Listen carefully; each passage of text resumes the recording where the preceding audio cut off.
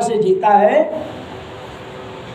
दुखों से जो ठोकर खाई न होती, अब तुम्हारी प्रभु याद आई न होती। तो भगवान कहते हैं कि ध्यान देना लखनलाल, जिसने मुझको याद करके कर्म किया अर्थात प्रसादी ग्रहण करने बैठे तो भगवान का भोग अवश्य लगाएं।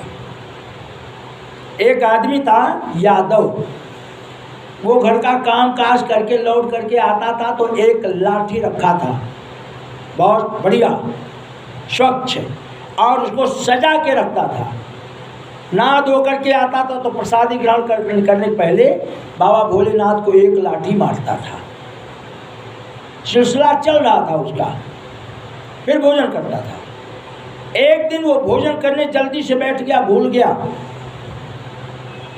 थाली में परोसे हुए भोजन को छोड़ करके भागा कि अरे आज तो मैंने शंभुआ को मारा ही नहीं। तो नाम उसका क्या था? बैजू यादव। उस यादव का नाम था बैजू यादव। और दौड़ करके भोजन को छोड़ करके आया लाठी लेकर के। जैसे ही भगवान को लाठी मारना चाहा, भगवान प्रकट हो गए, कहा बस बस तेरी तपस्या पूरी हो गई। और उसका नाम बैजू था। भगवान की कृपा से बैजनाथ धाम, गोरखपुर गोरखनाथ के पास बैजनाथ धाम है। भगवान की ऐसी कृपा। तो भगवान की कृपा कब हो जाए इसे हम आप जानते नहीं हैं, लेकिन कल चर्चा चली कि भगवान की कृपा कैसे होती है। अगर मेरा मन सुदृढ़ है, अच्छा है, सच्चा है। एक आदमी, एक बार एक पंडित जी काशी से विद्या ग्रहण करके भागवत की चले और आ गए एक स्टेशन पर। तो गाड़ी बदलनी थी, तो पंडित जी ने विचार किया कि कुछ भोजन प्रसादी कर लूँ, कुछ फल फूल ग्रहण कर लूँ, तब तक मेरी गाड़ी दूसरी आ जाएगी, उसमें बैठेंगे, अपने गांव पहुंच जाएंगे। गाड़ी में से उतरे, दूसरी गाड़ी के इंतजार में एक जगह पर बैठे, हाथ धुला, मुंह धुला, जो कुछ करना था किए, फल प्रसादी की दुकान पर गए और जेब में हाथ डाला तो हाथ सीधे नीचे को चला गया, अर्थात किसी ने जेब काट लिया। अब महाराज ने दूसरी जेब में हाथ डाला, वो भी हाथ नीचे को चला गया। पास में जो फल बेचने वाला था वो देख रहा था ये लीला। अरे उसने कहा महाराज आओ, मैं आपकी समस्या समझ गया, आप ब्राह्मण हो, मैं आपको कुछ देता हूँ, कुछ स्वीकार करो। ऐसा कहा जाता है कि आपके घर प्रसादी मिल जाएगी किसी जरूरतमंद को, यह बात आप मत कहिए।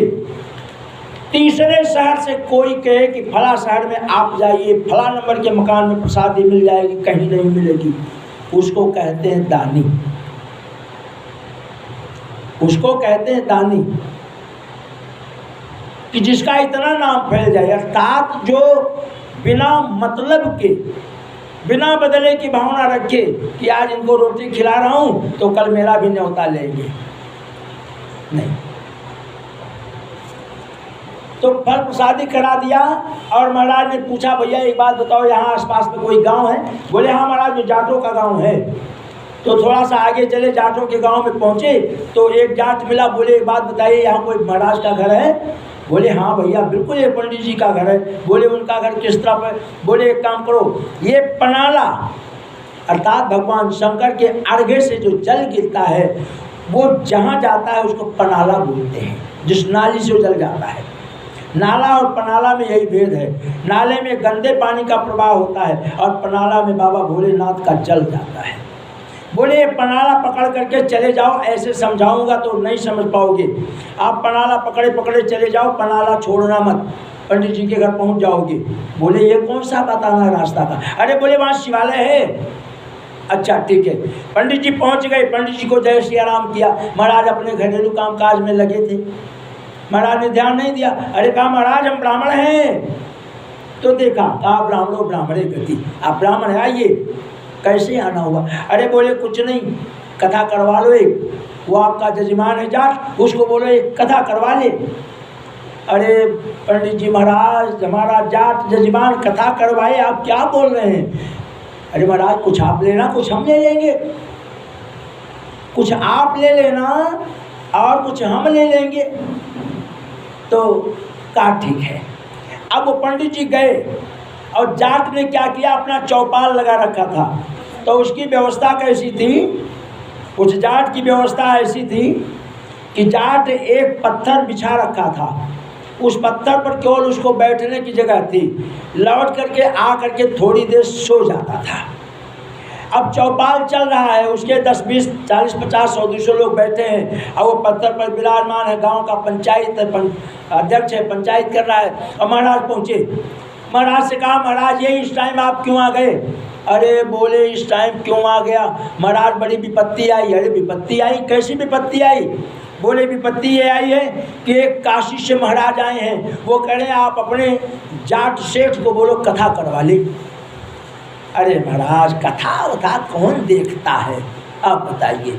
अब कथा देखने की चीज़ है कि कथा सुनने की चीज़ है? अरे महाराज कहाँ, आप भी गलत समय पर आ गए। तो जाट के 2 बच्चे वहाँ खड़े थे। नहीं पापा, नहीं पापा, मैं कथा देखूंगा, मैं भी कथा देखूंगा। अब बच्चा कहे तो माता पिता क्यों न करें? तो जाट ने कहा, जाओ महाराज, हमारे बच्चे कथा देखने के लिए परेशान हैं, जाओ जल्दी बुला के लाओ। जाट बहुत खुश हुए, दौड़े दौड़े गए और महाराज जल्दी चलो जल्दी। अरे महाराज ने कहा ऐसी थोड़ी कथा होती है, जाट को बोलिए है, वो तैयारी करेगा, कल से कथा बैठेंगे। अरे बोले महाराज कल होने नहीं पाएगा, जाट कल कुछ करने वाला नहीं, अभी आपको चलना तभी चलो, नहीं कल मुकर जाएगा। तो हमारी संस्कृति में व्यवस्था है, भैया जल का लोटा लो और जल सिर पर छींटा मार लो, हाथ पैर मुँह धो लो, पवित्र हो गए। हरि ओम पवित्रा पवित्रो सर्वास्तांगो तो पिया या स्मृत पुण्य का अक्षय पुणात्म, पवित्र हो गए। अब पवित्र हो गए, राधे राधे। पवित्र हो गए जब, तो चले अपनी पोथी लेकर के और पहुंच गए तो देखा कि यहाँ तो कोई व्यवस्था ही नहीं है और जाट की पंचायत चल रही थी। तो महाराज खड़े हो गए, वही इतनी देर में जाट की पंचायत समाप्त हुई।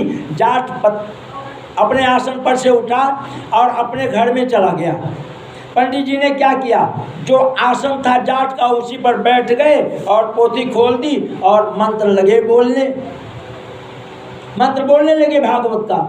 अब जब मंत्र बोलने लगे तो हुआ ये कि जो 100-200 लोग बैठे थे सब बैठे हैं। क्यों बैठे हैं? उनके मन में हम भी भागवत देखें कैसी होती भागवत, भागवत कैसी होती हम भी देखें। यानी भागवत सुनने की चीज़ नहीं, देखने की चीज़ है। जाट लोग ये जान रहे हैं। अब महाराज पढ़े जा रहे पढ़े जा रहे, अब दिखाएंगे अब दिखाएंगे, अब मदारी का खेल आएगा, ऐसा विचार करके सब बैठे हुए हैं, सब बैठे हैं बड़ी शांति से। और महाराज जी शांताकारम भुजगशयनम इत्यादि जितने मंत्र थे सब बोलते चले जा रहे हैं। इतनी देर में जाट रोज की तरह भोजन प्रसादी करके आया और जहाँ बैठ के लोगों को भाषण करता था, पंचायत करता था, वहीं सो जाता था। कुछ देर आया तो देखा, अरे मेरे बैठने की जगह पे तो महाराज बैठ गए, कोई जगह नहीं देखा। एक कोना निकला हुआ होता है, बस कोने पे बैठ गया, कोने पे बैठ गया और महाराज जी के पाँव पे सिर रख लिया और लगा सोने। तो किसी ने कहा ये नज़दीक, और नाक चलने लगी, किसी ने कहा ये नज़दीक का साउंड है। अरे महाराज बोले, जाट भैया भागवत बड़ी मुश्किल से मिलती है, इसलिए उठो जागो। और जाट जी ना उठे ना जागे, अब क्या करें। और इतनी देर में ब्राह्मण देवता का पाँव दुखने लगा। अब देखिए, ब्राह्मण देवता का पाँव दुखने लगा। शास्त्र कहते हैं कि 2 चीज़ ब्राह्मण बर्दाश्त नहीं कर सकता, ब्राह्मण 2 चीज़ बर्दाश्त नहीं कर सकता। एक तो भूख बर्दाश्त नहीं कर सकता, ब्राह्मण नहाया तो गजब आया, और दूसरे अगर एक चींटी भी उसे काट ले तो बर्दाश्त नहीं कर सकता। परशुराम क्या कर्ण गया शिक्षा लेने, कहा मैं ब्राह्मण हूँ, और शिक्षा लिया और एक कीटाणु आया पाँव में कर्ण के काट लिया। कर्ण कहता है कि मैं शिष्य हूँ, ये गुरु जी हैं और मेरे पाँव पर से रख करके सो रहे हैं, अगर ये जग जाते हैं तो अच्छा नहीं, इनकी नींद खराब होगी, मुझे पाप लगेगा। लेकिन जब गर्म गर्म खून पीठ में लगा तो झट से आंख, अरे तुम कौन हो? ब्राह्मण का रूप रख करके आ जाओ, मैं तुम्हें श्राप देता हूं, मेरे द्वारा दी गई शिक्षा इन वक्त पर तुम्हें काम नहीं आएगी। तो ब्राह्मण देवता कहते हैं, जात भागो तो हो रही, कल्याण हो जाएगा, जन्म जन्म का उद्धार हो जाएगा, उठ बैठ, अब दर्द हो रहा है। तो जाट को झटका ब्राह्मण देवता ने, और जाट गिरा उधर, तो आओ देखा ना त्याव देखा, दौड़ के ब्राह्मण देवता को मारा एक झाप। तो ब्राह्मण देवता ने कहा, अच्छा बेटा। ब्राह्मण भी व्यास पीठ पर से उतरे और अपनी लंगोटी लगाई और पटकी पटका शुरू हो गया। और वही कंपोस्ट था, कंपोस्ट मिले के जाट को पंडित जी गिरे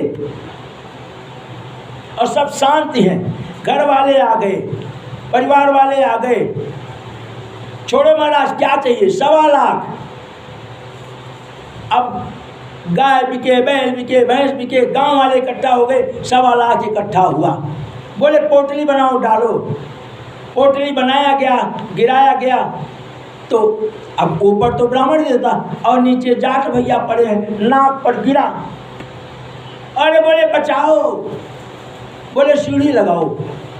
महाराज पोटली को कंधे पे रखे और सीढ़ी के सहारे ऊपर को निकले और अपनी पोती उठाई, चल पड़े। 1.25 लाख लिए। जब तक लोगों को दिखाई पड़ते रहे महाराज, तब तक सब ऐसे खड़े रहे जैसे सांप सूंघ गया हो। लेकिन जब महाराज गन्ने के खेत के ओट में भये, तब थोड़ी लोगों में चेतना आई, दौड़े और जाट भैया को सहारा देकर के निकाले। कोई तौलिया से, कोई बनियान से, कोई चद्दर से झाड़ा लगा रहे मिट्टो। अरे जाट भैया, आखिर आपने कथा करा ही ली। भाव देखिए, आखिर आपने कथा करा ही ली।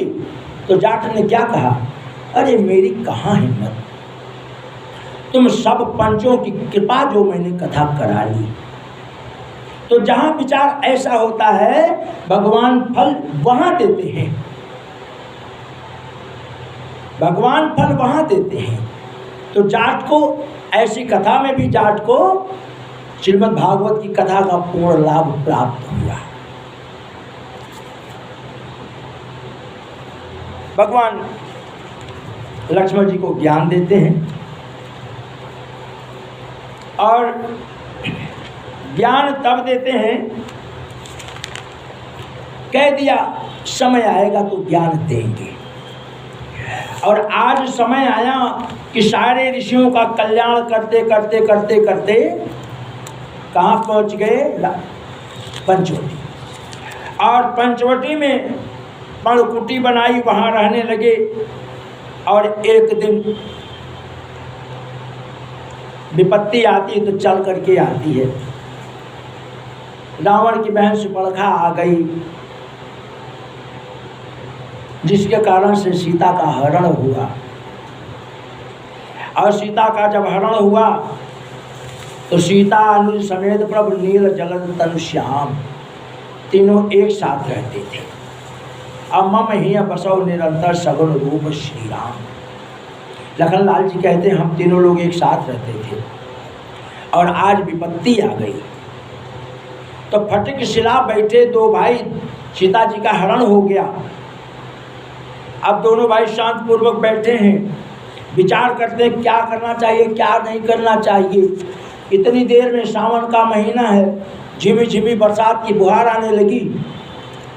तो राम जी का शरीर कांप सा गया। लखनलाल जी ने कहा, भैया आपको सर्दी लग रही है? नहीं नहीं, सर्दी ने फिर क्या हुआ? तो बोले कि घन घमंड घन गरजत घोरा, मन डर पत मोरा। राम ने कहा कि लखनलाल, मेरा मन केवल सीता नहीं है, इसलिए मेरा मन भयभीत है, मेरा और कोई कारण नहीं है। आगे दोनों भाई चले सीता को खोजने। तो गीधराज से भेंट भई और गीधराज से भेंट होने के बाद रावण लेकर के जा रहा था जब, तो जटायु गीधराज ने देखा, और जब देखा तो क्या किया, कहा कि सीता पुत्री मैं आ रहा हूँ तुम्हारी रक्षा करने के लिए, और तो कोई नहीं आया। तो रावण ने देखा कि मैनाक की खगपति होई, ये कौन इतने वेग से आ रहा है। और जब नजदीक आया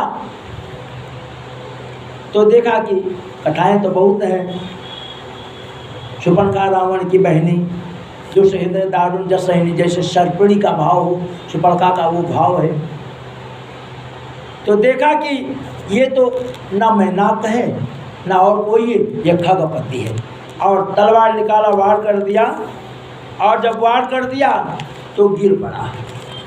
एक समय की बात है कि महाराज दशरथ कैकेयी के साथ युद्ध करके देवताओं के साथ विजय प्राप्त करके आ रहे थे, और थोड़ी टूटी उंगली लगाई कैकेयी ने, तो ये गीधराज जटायु ने देखा।